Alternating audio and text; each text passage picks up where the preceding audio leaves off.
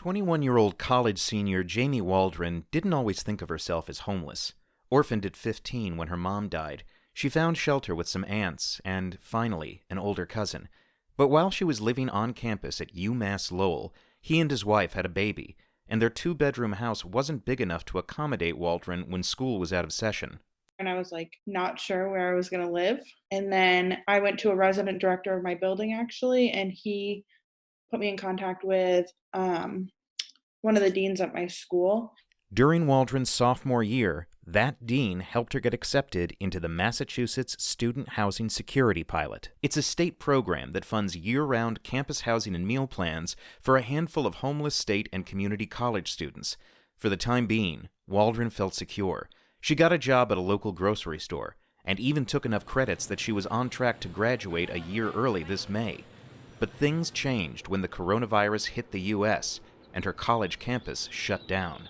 And no one was really sure about housing. Even the housing department wasn't sure about housing because they weren't sure if they would have to have everyone leave or not. And so I was emailing people and calling, and no one had any answers. In late March, after spring break, UMass Lowell told students who had gone home to remain there for the rest of the school year and take courses online. But Waldron's status allowed her to remain on campus, along with 260 other students with nowhere else to go or whose families lived too far away. But Waldron's troubles are far from over. I now buy more groceries than I ever would have before because I was using my meal plan for the main meals a day. Spending money on food that I didn't plan on spending money on was definitely really hard. Waldron is not alone. A 2019 survey of nearly 167,000 college students by the Hope Center for College, Community, and Justice found that 17% of respondents described themselves as homeless. That's about 28,000 students, and that was before the pandemic closed student housing around the country. Annie Ciaraldi is Associate Dean of Students at UMass Lowell. She says the homeless students she's worked with can only improvise. They may be couch surfing. They may be living in their cars. So their biggest concerns are, where am I going to shower? Where am I going to do my laundry? Where do I get my food? How am I going to cook food if they're not in a secure environment? Ciaraldi says that one of the biggest issues currently facing homeless students not living on campus is the loss of everyday resources the college offers. A lot of our students who are homeless will shower at our campus rec center, or will do their laundry in a residence hall, or will eat in a dining hall, and all those things don't exist for them anymore. So if you live in your car, you're trying to figure out where is all that going to come from. It isn't just homeless college students losing access to school resources. Across the country, roughly 124,000 public and private elementary and high schools have been shut down due to the COVID-19 pandemic. Of the school districts closed, New York City's is the largest. More than 114,000 of its million students are homeless. One of them is Jamarian Brown, a 14-year-old high school freshman. He's lived with his parents and 3 younger sisters at this Bronx homeless shelter for 4 months. Since school closed, it's mostly all he sees. I stay at my unit the whole time. I don't really leave out unless I'm going to the store.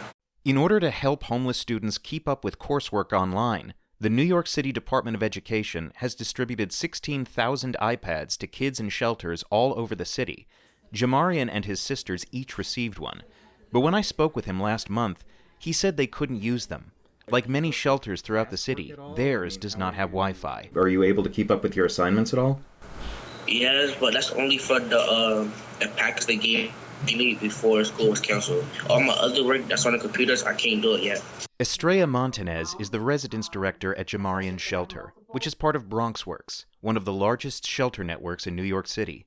When I spoke with her in March, she said many students there had fallen behind due to a lack of connectivity. There was a lot of anxiety around, and what is this going to mean? How is this going to count against us? Some of our families were also being sent messages from teachers that, your children are being marked absent because they're not accessing the online assignments. And it's just there's nothing they could do at that point.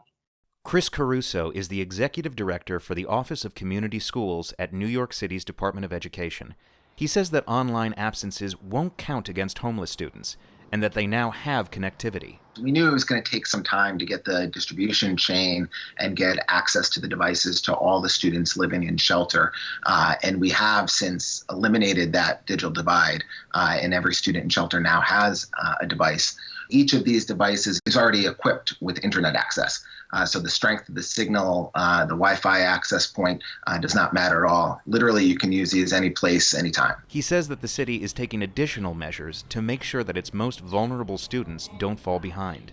We have 400 meal hubs across the city, and we're giving out 250,000 meals each day. 4 million meals have been given out since schools physically closed. Not only can families show up and get grab and go breakfast, lunch, and dinner, but for many of our shelters, we're arranging food transportation so that students and families can get them on site. In an email, Estrella Montanez told NewsHour Weekend most students at her residence, including Jamarian Brown, now have iPads with data plans. But she also says that connectivity is very slow for many, and that some iPads had to be replaced because the internet just stopped connecting, and that took about a week or more.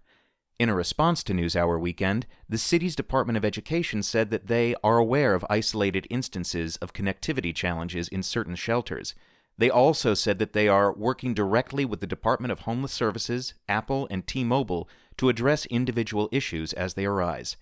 Meanwhile, back in Lowell, Massachusetts, Associate Dean of Students Annie Ciaraldi says that since UMass Lowell closed shop, at least 5 additional students have come to her to disclose their homeless status. Thankfully, we have a very caring and giving community at UMass Lowell, and so we work it out somehow all the time. But, my fear is that there are a lot more out there than we know of. I'm positive of it, and eventually we won't have the resources to, address all of them.